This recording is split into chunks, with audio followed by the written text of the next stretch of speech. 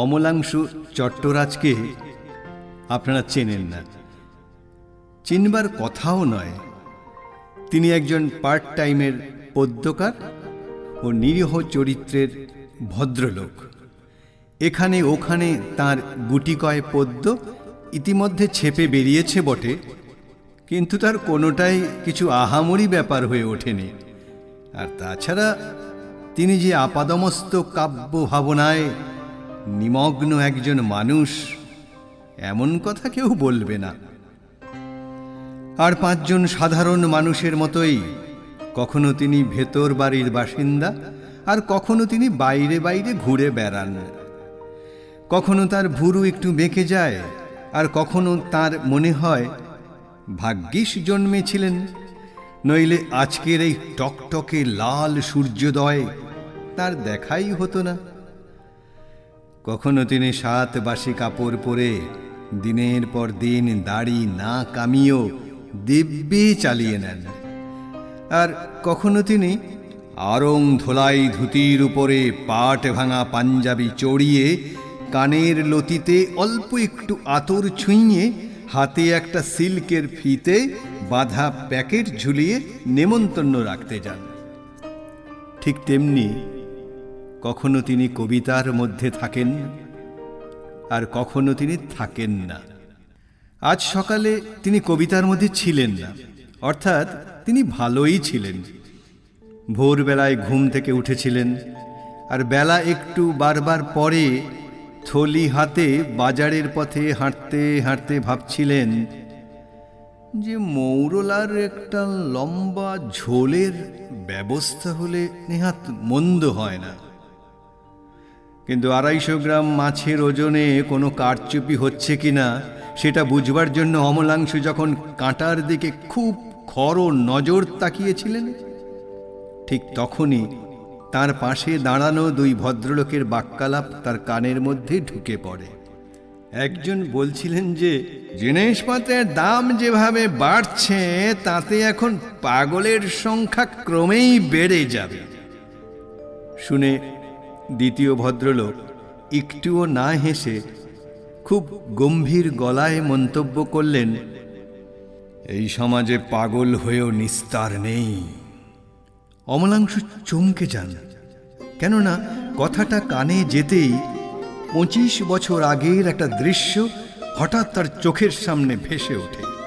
তিনি দেখতে পান যে তার বৃদ্ধ প্রতিবেশী বিজনচন্দ্র বিশ্বাস তার সারা জীবনের সঞ্চয় ঢেলেও কুল না পেয়ে বউয়ের 4 গাছা সোনার চুড়ি বন্ধক রেখে কলকাতার এই হতচ্ছাড়া উপকণ্ঠে যে 2.5 কামরার বাড়ি তুলেছেন, এবং বাড়ি তুলবার পরের বছরই মর্তলোক থেকে সরে পড়েছেন। সেই অর্ধ সমাপ্ত বাড়ির রাস্তার দিকের বারান্দার সামনে খুব ভিড় জমেছে, আর সেই ভিড়ের মধ্যে দাঁড়িয়ে আছে তাদের পাড়ার পাগলি। পাগলির চুল জট পাকানো, সেই জটার মধ্যে কাদা, তার ঊর্ধ্বাঙ্গে কোনো আবরণ নেই, তার ফুলে ওঠা স্তন থেকে দুধের ফোঁটা গড়াচ্ছে, তার নিম্নাঙ্গের উলিঝুলি কাপড় ভাসছে রক্তে, আর তার কোটরগত 2 চক্ষু থেকে ঠিকরে পড়ছে আগুন। পৃথিবীতে কোনো ভাষা যখন তৈরি হয়নি, সেই প্রাগৈতিহাসিক যুগের এক গুহা মানবীর মতোই তার নোংরা মাথাটাকে আক্রমণের ভঙ্গিতে সামনের দিকে ঝুঁকিয়ে এবং বুকের ভিতর থেকে মুখের মধ্যে উঠে আসা জান্তব ক্রুদ্ধ ও দুর্বোধ একটা চাপা গর্জন তুলে বারবার সে ভিড়ের দিকে ঝাঁপিয়ে পড়ছে, আর বারবার উঠে আসছে বিজনবাবুর বারান্দায়। বছর 3 আগেই যিনি গত হয়েছেন, সেই বিজনচন্দ্রের বারান্দায় ছেঁড়া এক ফালি চটের মধ্যে যে রক্তমাখা মাংসপিণ্ডের উপরে ঠিক ঠিক করছে মাছি। আদিম কোনো অন্ধকার রাতে গুঙ্গা এই উন্মাদিনীর পেটের মধ্যেই কোনো পাহারাদার কিংবা তস্কর যে তাকে বপন করে দিয়েছিল, এইটে বুঝে নিয়ে দারুণ রকমের মজা পেয়েছে এপাড়ার সেই মানুষরা, যাদের রক্তে কোনো পাগলামির বীজ নেই। আর তা নেই বলেই তারা কোমরে হাত রেখে আশ্বিন মাসের আকাশটাকে কাঁপিয়ে দিয়ে হাসছে। পর্যটন বিভাগের বিজ্ঞাপনের ছবির বাইরে যেরকম আকাশ আর আজকাল চোখেই পড়ে না, কি জানে কেন ঈশ্বরও এই হতকুচ্ছিত শহরের উপর সেদিন ঠিক সেই রকমেরই একটি টলটলে নীল আকাশের মায়া তৈরি করে রেখেছিলেন। আশ্বিনের সেই আকাশে সেদিন ময়লা কালো কাঁথা কানির কোনো চিহ্ন ছিল না, আর সেই আকাশের মধ্যে সঞ্চরমান লঘু শুভ্র মেঘগুলোকে দেখে মনে হচ্ছিল যেন কোভালামের শান্ত সমুদ্রের মধ্যে ধপধপে সাদা পাল তুলে দিয়ে এক ঝাঁক প্রমোদ তরণী খুবই আলস্য ভরে ভাসছে। বাতাসে ভাসছিল আসন্ন উৎসবের অগ্রিম সৌরভ। অমলাংশু বুঝতে পারছিলেন যে এই সব দিনেই কলকাতার মধ্যবিত্ত মানুষদের কি জানে কেন হঠাৎ হঠাৎ মনে পড়ে যায় ছেলেবেলায় দেখা ছোটনাগপুর আর সাঁওতাল পরগনার শাল জঙ্গল, পাহাড়, নদী আর ঝর্ণাধারার কথা।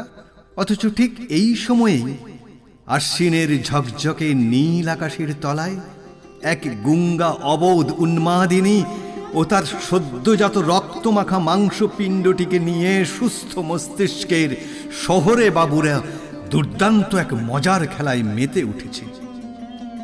অমলাংশুর আরও মনে পড়ে যায় যে জনতা যখন হাসতে হাসতে ওর গায়ে গড়িয়ে পড়ছে, বিজনবাবুর বাড়ির ভিতর থেকে তখন ছিটকে বেরিয়ে এসেছিল তাদের কাজের মানুষ পারুলবালা।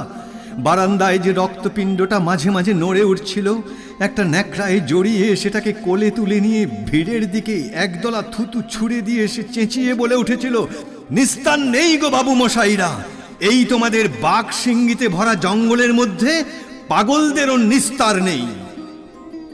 পাগলদেরও যে নিস্তার নেই, মাছের দোকানের সামনে দাঁড়িয়ে 250 গ্রাম মৌরলা মাছ ওজন করাতে করাতে অমলাংশু সে কথা দ্বিতীয়বার শুনলেন।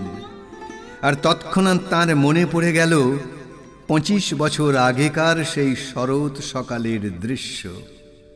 কিন্তু পার্ট টাইমের কবিরা কি বা করতে পারে? তারা শুধুই লজ্জা পেতে পারে আর আত্মধিক্কারে দিনে দিনে আরো কুঁকড়ে যেতে পারে। তাছাড়া আর কিছুই তারা পারে না। আর তাই 25 বছর আগে যেভাবে ফিরেছিলেন বাজার থেকে অমলাংশু আজও মাথা নিচু করে ঠিক সেইভাবেই তার বাড়ির পথে আবার পা বাড়িয়ে দেন।